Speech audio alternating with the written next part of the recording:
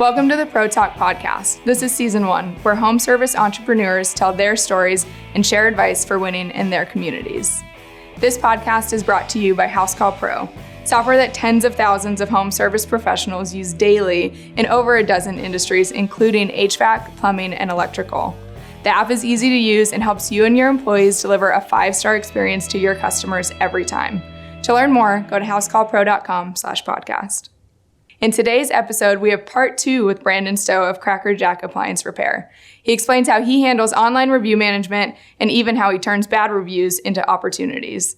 Be sure to check out part 1 and any other episodes of the Pro Talk podcast on iTunes or YouTube.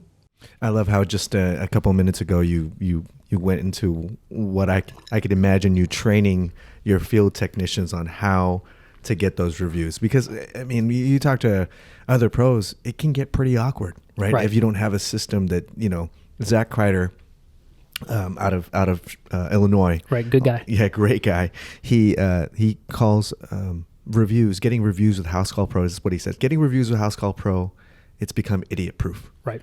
He equates it to taking an Uber or Lyft. And once you get out of that car and they've dropped you off, you get a text message that gives you the option of reviewing your driver. Right. So we've been conditioned to do that, right? Absolutely. Yeah. Absolutely. We're living in the age of glass house. Yeah. Everybody is judged from the inside and outside, and it's there for the world to see. So, what we do and how we do it is on display now. And it never used to be that way, but in the last decade, and especially since companies like Uber and Lyft have come about, Airbnb, all these companies, they've made it review-centric. Amazon, Amazon, one of the best things anybody can do if they have several hours in their day is go and just read reviews, on products. And so I think our whole entire society is geared towards the reviews. What comes with that is the responsibility to manage reviews, because, it's not always a fair picture when a bad review comes in. It might be a ball that's been dropped. The follow-up to getting any kind of review is just as important as the review process itself, asking for the review, engaging the customer with the review process, is that every time a review comes in, whether it's good, it's bad, it's ugly, we're responding and we're showing the community that we are taking the steps that we need to take as a company. And they really get to see the inner workings of our company that way. They get to see that, okay, this technician may have did this, ooh, looks like a stain was left on the carpet, whatever. Have you ever gotten a bad review? Yeah. Recently we got a 2-star review from a customer. And I don't mind talking about this because we try to flip every review. So we got a 2-star review from a customer, came in, we had a appliance tech go out and work on a washing machine, and it was a leak in the washer. And so he fixed the leak, everything was fine, but the outlet that he plugged the washer into, he unplugs it when he works on it, to keep himself safe. Right. And when he plugged it back in, it wouldn't work, And he diagnosed it back to the outlet, and it turned out that the outlet was, there was a wire loose inside of it. So when he unplugged it, and it hadn't been unplugged in years because it was an old appliance, who unplugs their, washer and dryer, right, on the daily. And so because of that, it didn't work. And so he diagnosed it to there. But since we're not electricians, of course we couldn't get in there and put the wire back on. Right. There was a breakdown in communication. Simple as that. He diagnosed it to that point. He fixed the washer. So on all fronts, it turned out to be that we did the right job, but there was a barrier in communication that our tech had with them. And this is where we really learn how to train our people, right? And make sure it doesn't happen the next time. So we got a 2-star review, and the review was very simple. It said, something like the tech came, they were fast, they were responsive on the phone, he came out on time. It was a very fair review. Mm-hmm. And but now the outlet doesn't work, and it was just a simple plug, and why didn't he just replace it? Because he couldn't understand that by law we're just prohibited from doing that. It's a code infraction for us to do that. We're not licensed, and so for that particular task, and so. My first thought was seconds after the review came in, it went instantly to me. It got elevated to me, and I called the customer. And my first step with any customer that's a bad review is, I look them up in the system, I give them a call.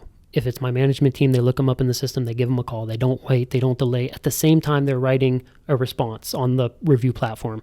Hey, we understand your frustrations. We're reaching out to you right now to give you a call. It's just something very simple. That way, if anybody's on the platform, they see that we're trying to manage it. So we give them a call, and I always train my people to take 3 really simple steps. The first step is to listen. The second step is to empathize.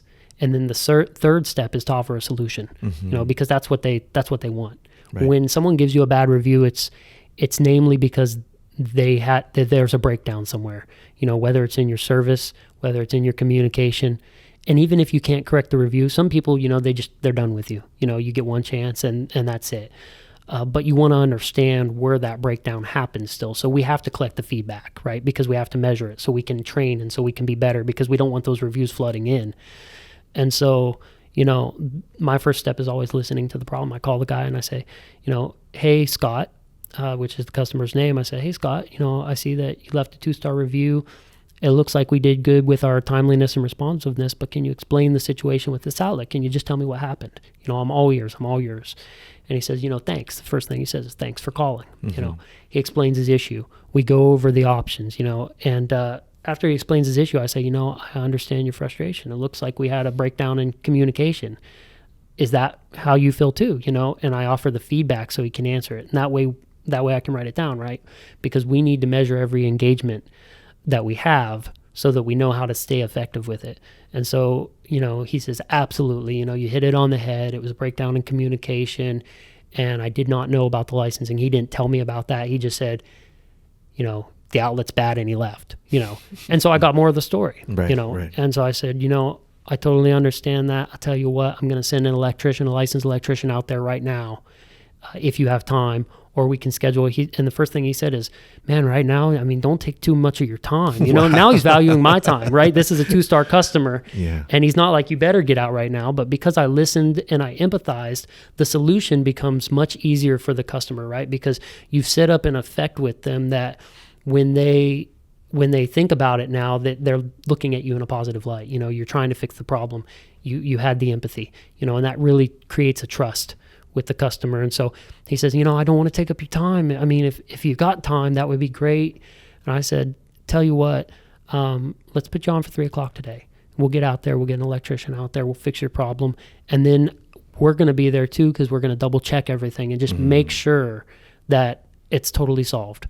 Whatever it takes. And it's not going to cost you a dime, by the way. We're going to come out here and do it for free. And he says, man, that would be great. If you do that, I'll totally update the review. I didn't ask him to update the review. He offered it. Right. And they often do. When you follow a process, you would be amazed how often the customer will respond in such a positive manner that you don't have to then barter and negotiate to get a good review or to get the review updated. You just follow that process. You do the same 3 steps. You listen, you empathize, you offer a solution. They offer it to you. They give it to you. They say, man, I don't want to take up your time, and you've turned the tables, right? And so now all we have to do is follow through, right? It's the last step. We've got the customer committed already. People don't go back on their commitments, right? When people say they're going to do something, 80% of the time it happens. They're going to do it. And so we got a person out there, and it went great. They diagnosed the outlet. We double-checked the system. We turned it on and off 40 times, made sure everything was great with the washer. We shook his hand. We told him if there's anything else he needs, just give us a call. Let us know. We're going to be there for him. We offer 100% unconditional warranty on all of our workmanship. So if we fell anywhere along the line, we're going to be there. And we made sure he knew that. So the updated review was, man, with a lot of exclamation marks. I just got to tell you guys, and he said he was going to remove the old review. First I should mention this, because this is important for anybody who's doing Yelp reviews or Google reviews, is the metric that Yelp uses, for instance, in reviews, hides a lot of the positive reviews in it, and it seems to be biased. It's not really, but it seems to be biased about keeping the bad reviews on there, right? And in this case, we already knew the review had stuck. It was already on the thing. It affected our score. And so it's going to stick if he updates it too. It all of a sudden doesn't get turned into trash, right? And so, when he said, I'll remove the review and write a good one, I said, no, don't remove the review. Keep the review.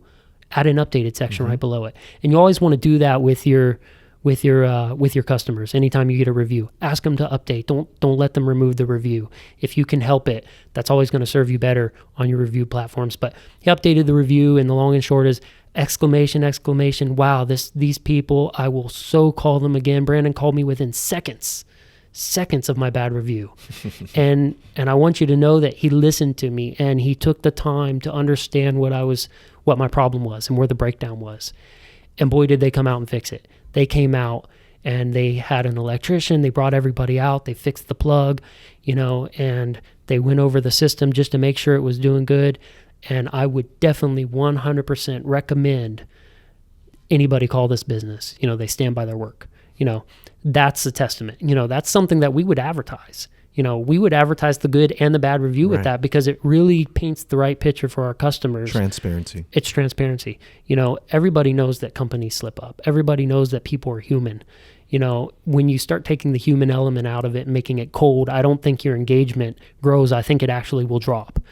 So to have the flip side of these are caring people, I think that's something that gets introduced in a situation like that where otherwise it's not present. Right. The people element, these people care. The care gets introduced when you overcome something, right? You can't care for something if it doesn't need caring for.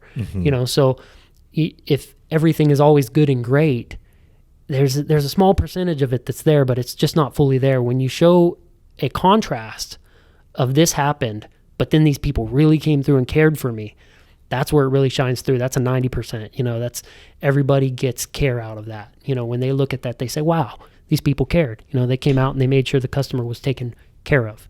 And that's what we want to advertise to our customers, because that's what gets the phone to ring. Yeah, and obviously, and you were pointing to this, is that if you're getting 5-star reviews all the time, there's a couple of things people are thinking. One, is this for real? Right. Like, is someone paying someone else to just load these things up full of reviews? Right. Or do they have high pressure salesmen? Do they, are they making me do a review every time they come out to my property? And that's not the case, of course. Yeah. And it takes away from that human element, that we're all human. We make mistakes. It's about how we respond to those mistakes or to those misfortunes, mishappenings. What do you say to someone who you just can't flip that review? What do you do then? Yeah, absolutely. So, when I bought the company, we already had 2 bad standing reviews, and it was a company in the same predicament that I talked about before. They didn't have any other reviews, so it showed them as a 1 or 2 star company. So they had a bad online reputation, right? Anybody viewing that company would have looked at it and said, "Ooh, maybe I shouldn't call. I'll skip over to the next one that's got a 3-star review." They'll pick the 3-star company. Yeah, exactly. When you have people picking your 3-star company over us because we've got 1 star, that's a bad place to be. And so my first order of business was changing that. So when I finally got the keys to the Yelp accounts, I went in and I started responding to all the reviews. It had never been done before. The previous owner, he got the bad reviews. There was no response. There was nothing. It was just dead. Now these reviews were old enough to where I couldn't get the customer to re-engage. I couldn't find the customer in the system, so I couldn't call them.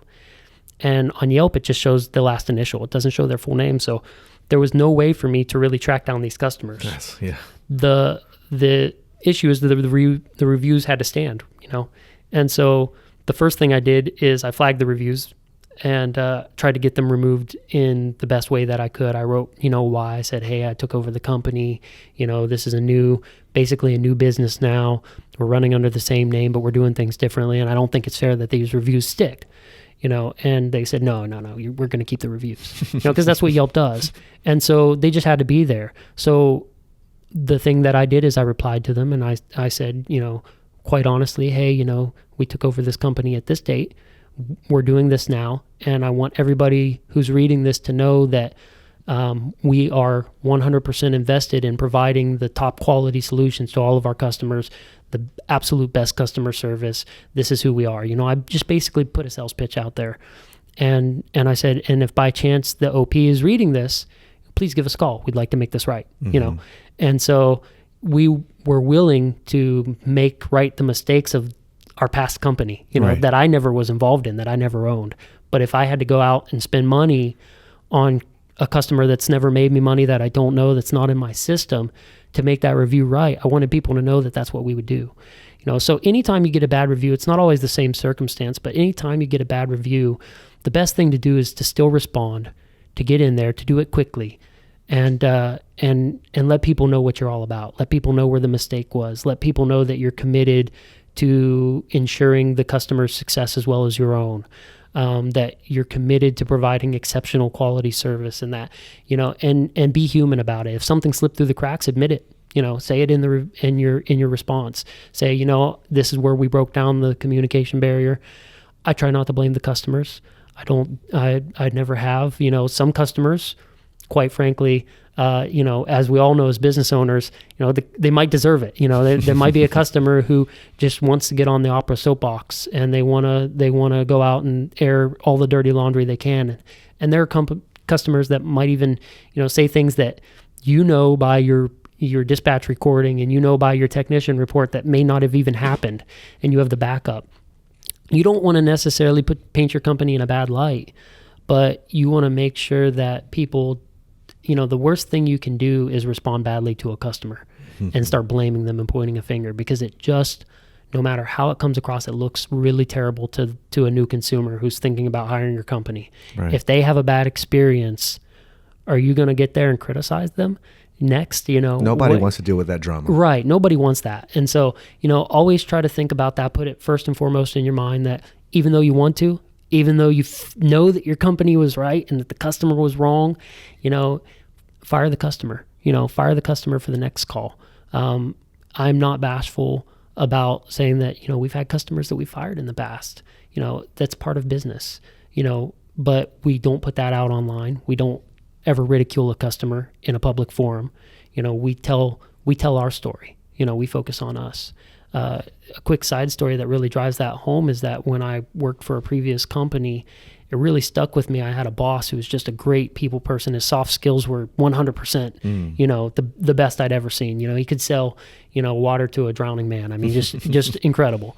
And he always had told me, he said, when you get to a customer's house and it's a call back from another company, meaning they had another company come out, they had 3 techs come out, they couldn't fix it, now they've called us. Don't talk about the other company with the customer. As much as you might think it'll help you to let that customer talk about the other company, don't let it happen, because we're respectable professionals. And he said, here's what you say to these people. You say, I don't know about that other company and I don't know what they do, but what I do know is what we do. Use your company name. I do know what Cracker Jack does. Would you like to know about our services? Would you like to know about our professionals? Would you like to know how we're going to take care of you?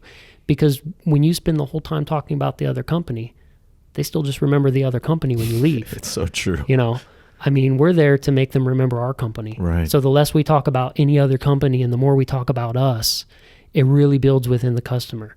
And you do it in a respectful way. You just tell the customer, I don't know anything about them. I'm sorry you had that experience. You empathize. You listen, you empathize. Then you offer the solution. You say, but let me tell you about what we can do. I don't know about them, but let me tell you what we're about. And you just share the story of your company. You make it personable and grand to them, and you make them understand that you are unconditionally there to take care of them today. And that is your only priority. It's not to fling dirt on the competition. It's not to, and some of that competition might even be your friend. We live in an environment today with the House Call Pro groups and other trade groups online to where we're all very close friends now. We understand that business is business and that we're all here to succeed. And so we help each other out. We help each other grow. We help other entrepreneurs make it to the next level. And that's very healthy because it's raised our whole entire industry. King Goodrich, he's the owner of Gettle, and he posted something online. Gettle's a massive air conditioning contractor. They have bases in Orange County and in several other states. And one of the things that he said online has stuck with me. He's not the person who made it up, but he's the first person I heard it from, was that a rising tide lifts all ships. And that really struck a chord with me because I focus on a lot of externalities. As far as analytics, I do competitor analysis. I look at my market very strategically because I want to know how much money I have to spend to saturate an area, to advertise in an area, to grow in an area. I want to make sure I do it in a smart way. So we look at a ton of analytics. And my thought process before I heard this was, I'm here to, lower my other competition so that I can rise, Yeah. And he says, no, just rise above it and help them rise. And then they're going to help you rise, and you're all going to rise, And so I thought that was, very well said. And I thought that was something that, it was something that changed my mindset. It was very impactful to me. And so that's what I do now is I look for ways to, I always have my line open. I have many business owners who message me every single day. They call me every single day. They say, Brandon, I'm thinking about doing this. I'm thinking about, starting this, or what should I do with my ad spend, or what should I do, to get more customers? We're really slow right now. We're in South Carolina and we could use some help, and I say, here's what we do, here's the open book, look at it, study it, be it, become it, and watch your success, and if it doesn't work, let me know, and we'll figure something out, but, I would certainly say that to any pro out there listening is that, don't focus so much about your competition, focus on your company, your growth. And get better. And get better. Consistently, always get better, and it follows through with the review process as well. Do the same thing with your customers. Don't focus on the competition, focus on your customer, focus on your business, and be that, and be it consistently all the time. Make it a process. It's something that you do every day.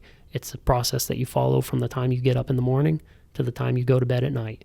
You do that in all your interactions, and you let it follow through, because that consistency is what keeps you growing, having consistency. Thanks for catching this episode of the Pro Talk podcast. Make sure to subscribe to get notified when future episodes come out. And if you're listening on an iPhone, please leave a quick review on the Apple Podcast app. Watching on YouTube, like, comment, and subscribe below.